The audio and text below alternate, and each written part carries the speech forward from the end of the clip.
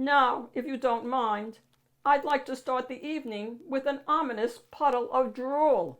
I peeked over the edge of the bed. Green ooze spread soundlessly from underneath. Please press the red subscribe button and join Mrs. Reed for Fun's community.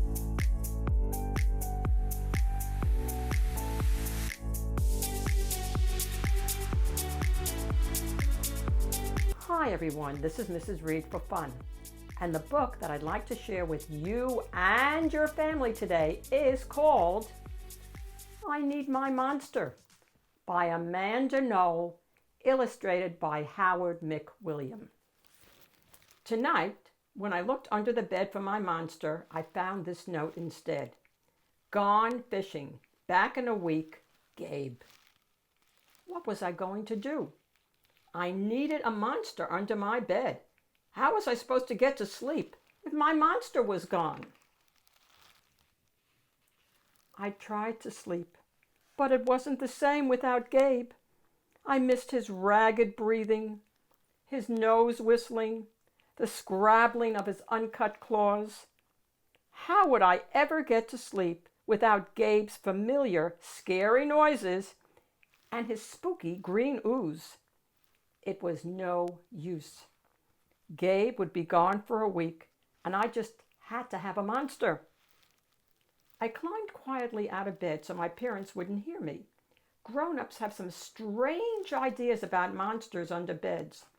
I knocked on the floorboards, then scrambled back under my covers. I waited nervously.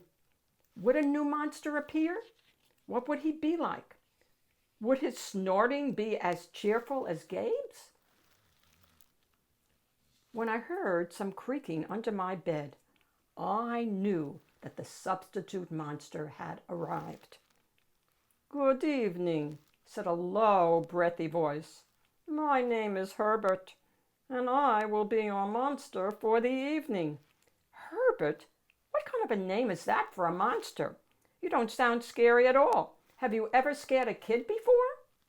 Well, no, but I have read all the best books on the topic. Do you have long teeth and scratchy claws? I asked. No, but I have an overbite, and I'm a mouth breather. Listen.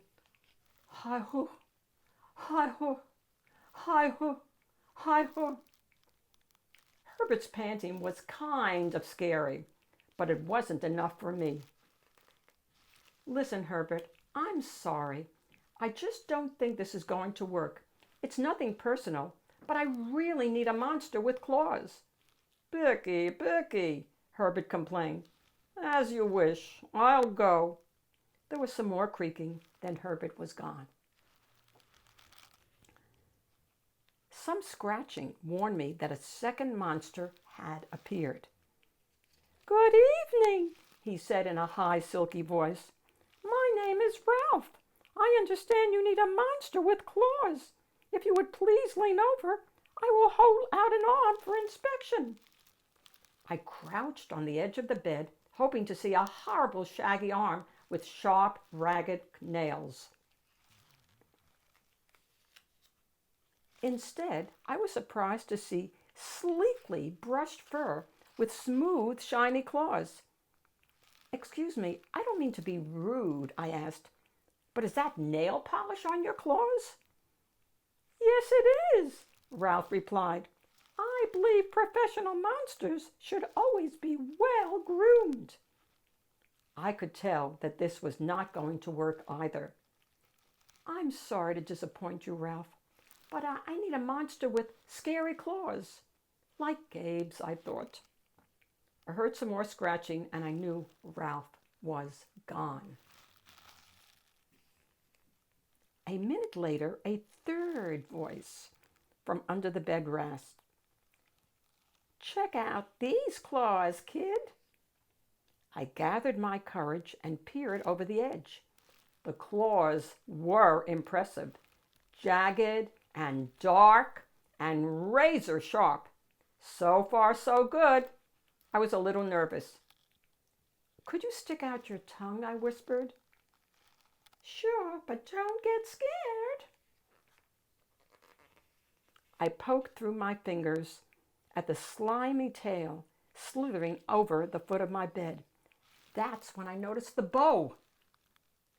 Are you a girl monster? Of course I am, she snapped. I'm Cynthia. Do you have a problem with that? Yeah, I do, I admitted. I definitely need a boy monster. Boy monsters are for boys, and girl monsters are for girls. Everybody knows that. Well, aren't you a picky one? She sniffed, and then she was gone. Was I being too picky? No. I knew that my monster needed to be well-clawed and menacing. The whole point of having a monster, after all, was to keep me in bed, imagining all the scary stuff that could happen if I got out. Then I heard a shuffling noise and some slobbering. A fourth monster was under my bed. Hey, the name's Mac.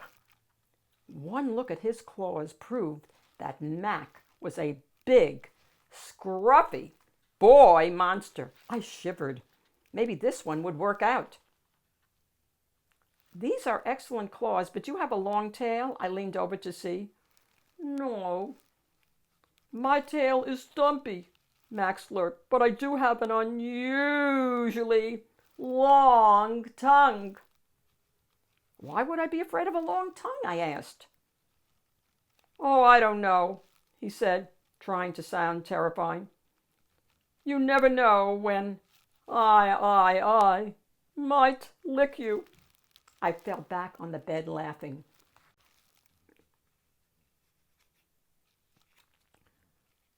Well, if you're not even going to try to work with me, Mac whined. I held in my giggles. I really don't think you should send me away, he warned. Kids who reject 5 monsters in one night. I did not reject 5 monsters tonight, I interrupted. My regular monster went fishing. Fishing? Heh. Maybe it just left because you're so picky. Fine, I'm out of here. But I wouldn't expect any other monster tonight if I were you. How was I ever going to get to sleep without my monster? I was surprised to hear more creaking under the bed. Loud creaking with scratching. I thought no more monsters were going to appear tonight, I said. Sorry I'm late, kid. Whoa, it was Gabe. I thought I would enjoy fishing, but I didn't, he explained. Those fish scare too easily. No challenge at all. You, however, are challenging, my friend. You're almost too old to be afraid of monsters. You keep me on my toes. Ah, toes, a delicious snack. The bed quivered as Gabe's stomach rumbled with hunger. Now, if you don't mind, I'd like to start the evening with an ominous puddle of drool. I peeked over the edge of the bed. Green ooze spread soundlessly from underneath. Then the bed trembled as Gabe unfurled his spiked tail. He was daring me to guess where he might pop up. I shivered. So you had some substitute monsters tonight, Gabe said, sharpening his claws on my bedpost. Were you scared? Then Gabe started tapping. I could tell he wanted to know if I still needed him. No other monster can scare me like you, I giggled, diving under my covers and pulling them up tight. Through the blanket, I heard Gabe's soft, comforting snorts. Huh? I knew it. We're made for each other, he growled. When my blanket started to slip off the bed, I knew Gabe was ready to eat. Now, if you could please stick out your foot, he said. I'd like to nibble your pinky. I yanked my blanket back up and scrunched my feet in so Gabe couldn't get them. No toes tonight, but you can have this, I offered, pushing a pillow off the bed. I didn't even hear it hit the floor. Gabe was back. The ooze was perfect. Everything was back to normal. I shivered again. I'd be asleep in no time. The end. Let me know in a comment which was your favorite monster in this book. This is Mrs. Read for Fun. I'll see you all next week, and please give me a like. Bye-bye, everybody.